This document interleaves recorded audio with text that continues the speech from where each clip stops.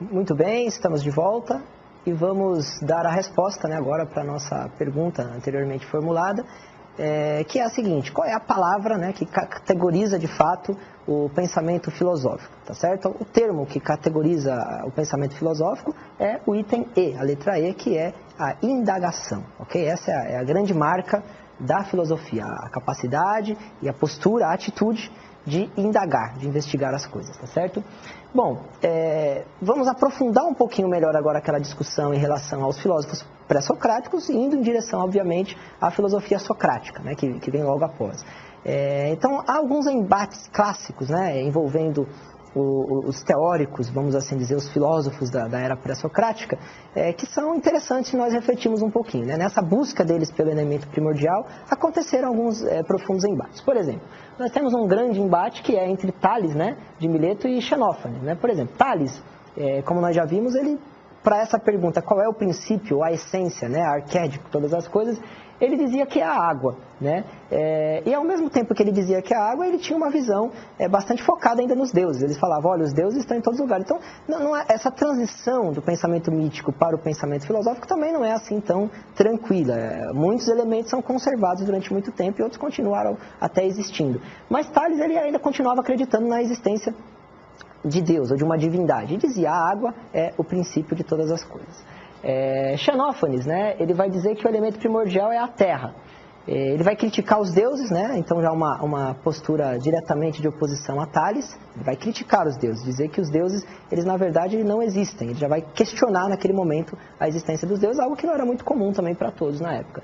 E criticava também os poetas, né, que falavam sobre deuses, criavam deuses à imagem e semelhança dos próprios homens, né, essa característica, né, que ele cita do antropomorfismo, ou seja, o Deus com a característica humana, né, do antropos, que é o homem. Então os deuses gregos, eles têm realmente essa característica de se assemelharem aos homens, principalmente nas sensações, nos sentimentos, né, sentir inveja, raiva, ciúme, ira, coisas que são tipicamente humanas.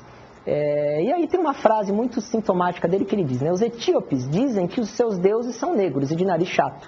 Os trácios dizem que tem olhos azuis e cabelos vermelhos. E há uma frase mais cotidiana, mais contemporânea, que diz o seguinte: para os índios, Deus é um índio, né? Para os brancos, Deus é um branco, para os negros, Deus é um negro. Então a imagem que as pessoas fazem de Deus, já naquela época, ou dos deuses, já era criticado por alguns filósofos, né? Então esse foi o grande embate entre Tales e esse outro filósofo, justamente nesse sentido, né, de dizer, olha, peraí, né, qual é o elemento primordial?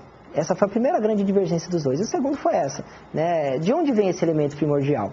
Então, Tales, ele acreditava ainda na existência dos deuses, até para ter, de repente, criado esse elemento primordial. Já Xenófanes, ele vai criticar, ele vai questionar essa existência, se ela realmente tem alguma passagem pela divindade. E essa reflexão dele de analisar outras culturas vai acabar levando ele a acreditar que a origem de tudo não é uma origem divina, certo? Então ele passa a ser o primeiro defensor do Deus único, ou seja, ele dizia, se é que existe uma criação, no primeiro momento ele questiona a própria existência do Deus, justamente por dizer isso, olha, cada cultura tem o seu Deus. E num segundo momento ele começa a ter que admitir, vários filósofos acabam fazendo isso na história da filosofia. Kant, nós vamos falar dele, é um desses exemplos. Ele no momento começa questionando, colocando em dúvida, depois ele acaba voltando atrás, mas criando uma outra imagem, diferente da imagem cotidiana. Então ele vai dizer o seguinte, olha, se é que existe uma criação divina, não são vários deuses. Na verdade, se existe uma criação divina, é um Deus apenas. E essa defesa por um Deus único acaba depois tendo uma grande expressão entre os hebreus, né, que criam praticamente a primeira religião monoteísta do mundo, que acredita em um Deus apenas. Há um outro embate pré-socrático também bastante famoso, que é o embate envolvendo Heráclito e Parmênides, certo? O Heráclito, ele vai criar a tese do movimento, enquanto Parmênides vai criar a tese da imobilidade. Então, para Heráclito, todas as coisas que existem no mundo, elas estão em pleno movimento. Por isso que para ele o elemento primordial vai ser o fogo, porque o fogo tem essa característica do movimento, de transformar as coisas, de queimar, de acabar com uma coisa e depois, de repente, no lugar dela nascer outra. Então, essa é a grande característica da filosofia de Heráclito, a tese do movimento. Já Parmênides, ele vai realmente ir ao oposto, ele vai dizer, não, as coisas são estáticas, não existe esse devir, esse vir a ser, esse movimento não existe, as coisas estão ali como elas são, elas sempre foram daquela forma e sempre serão. E o grande embate era justamente nisso. Ao pensar sobre a origem das coisas, uns acreditavam que as coisas elas foram sendo desenvolvidas, foram sendo aperfeiçoadas, e outros acreditaram que não. Elas já nasceram da forma como elas são. justamente por causa da questão da essência. Então, o Parmênides, principalmente, ele vai discutir a questão da verdade, né, que é em grego a aletheia, dizendo que ela está no pensamento e a opinião está nos sentidos. Ele vai tentar distinguir, né, essa questão da opinião e a verdade. O filósofo, dizia ele, tem que buscar a verdade, não a opinião. A opinião, a doxa, ela não serve para nada. O que serve é a verdade, é a aletheia. Então, esse argumento de que os sentidos enganam, ele era usado para tentar provar teses contrárias, né? Quando ele fala de doxa, da opinião, ele estava falando justamente dos sentidos, da aparência. Então ele dizia, aparentemente as coisas estão mudando, mas elas não estão, elas continuam tendo a sua mesma essência. Então Heráclito, ele ficou, por isso mesmo, conhecido como filósofo do devir, né? Que dizia que todas as coisas estão em movimento. E há uma frase dele que é muito famosa até hoje, que é a frase de que você nunca se banha 2 vezes no mesmo rio. Essa é a grande frase da filosofia dele, para mostrar que as coisas estão realmente em constante movimento. E Parmênides, quando ele fala da doxa, quando ele fala da opinião, ele vai se referir a uma experiência própria que ele teve ao entrar no templo e diz ter recebido uma revelação da divindade que dizia para ele, né, que a doxa tinha que ser diferenciada, né, a doxa, que é a opinião, tinha que ser diferenciada da verdade, da aletheia. Então, por isso, ele criticava, né, o seu opositor, dizendo que o seu opositor estava se baseando em uma doxa, em uma opinião, em um sentimento, e o sentimento dele estava sendo enganado. Essa é a grande ideia.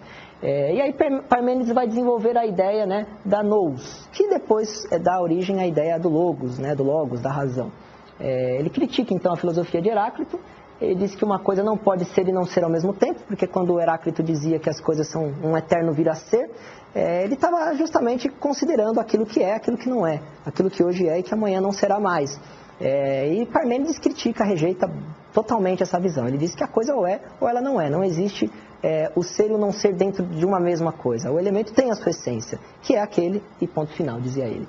Então ele dizia, né, essa é a grande frase dele, o ser é uno e imutável, ou seja, a preocupação dele de fato é com a essência, e para ele essa essência ela não muda, como acreditava Heráclito. Considerações finais a respeito da filosofia pré-socrática. Esses 2 embates que nós trabalhamos aqui, eles mostram claramente para a gente a preocupação inicial da filosofia pré-socrática, que era a preocupação justamente com a essência das coisas, tá?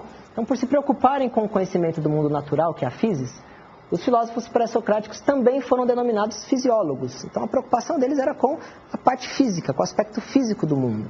Por isso, o termo fisiólogos. O termo physis, né, ele designa a natureza, o físico, o natural. E não era usado num sentido restrito, mas no sentido amplo, né, como a matéria, que é o fundamento de tudo. E é uma espécie de sinônimo, né, de arqué. Como nós já vimos, arqué, o elemento primordial, tem um sinônimo aí atrelado à ideia do physis, a natureza.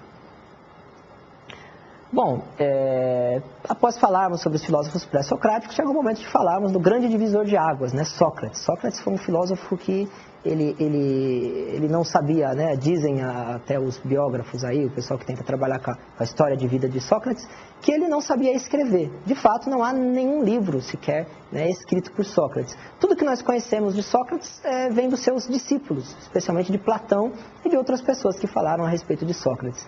Mas mesmo não sabendo, de repente, escrever, ou melhor, não escrevendo, ele tinha uma ideia muito negativa da escrita, naquele momento que a escrita estava surgindo, porque ele dizia que a escrita, ela na verdade, acabava com a capacidade da memória das pessoas. As pessoas deixariam de utilizar a memória porque elas ficariam muito dependentes dos escritos. Então, talvez até por essa razão ele não se preocupou com essa questão de deixar nada por escrito. Mas ele deixou muita coisa para nós por meio dos seus, principalmente dos seus discípulos, tá certo? Ele é considerado o patrono da filosofia, ou o pai, né, da filosofia.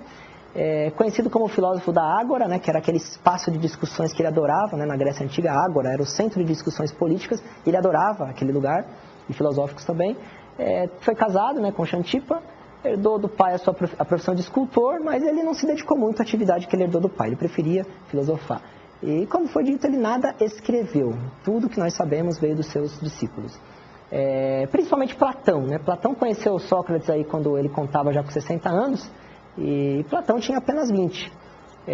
Então, mesmo tendo um tempo relativamente curto de relação com Sócrates, Platão gostou muito, né, daquela presença física e pessoal de Sócrates ao lado dele, e aquilo deu uma amizade, rendeu uma amizade e uma relação de discipulato muito, muito bacana, muito positiva. Seu nome era Aristócles e pertencia a uma família aristocrática, né, o nome original dele. Conviveu com seu mestre por quase uma década e escreveu cerca de 30 diálogos, nos quais Sócrates aparece em sua maioria. Escreveu a República, né, que contém a famosa alegoria da caverna, e escreveu também a Apologia de Sócrates. Estão falando isso a respeito de Platão. Ele trouxe, né, a filosofia do céu para a terra, né, e Platão, inclusive, dizia isso. O que Sócrates fez ao trazer a filosofia do céu para a terra? Ele acabou com aquelas discussões, ou pelo menos deixou elas de lado um pouquinho, aquelas discussões focadas no universo, no mundo físico, e começou a se preocupar com o mundo dos homens, com as relações entre as pessoas. Essa foi a grande marca da filosofia socrática. A preocupação dele com questões antropológicas e não mais com questões cosmológicas. Qual é a diferença, a grande diferença do antropológico? O termo antropológico ele se refere justamente a homem, né? Em grego antropos, que significa homem. Então a preocupação de Sócrates não era tanto com a cosmologia, com a questão do elemento primordial. Então essa é a grande diferença, inclusive, é o que marca a passagem do período pré-socrático para o período socrático. Abandona-se aí a preocupação com o elemento primordial e vem a preocupação com o homem. Tem algumas frases, né, do Sócrates que são até hoje muito citadas e utilizadas em muitos trabalhos, no dia a dia, inclusive, e que são realmente muito profundas, né? A primeira talvez a mais conhecida, que ele diz, né, eu sei que nada sei.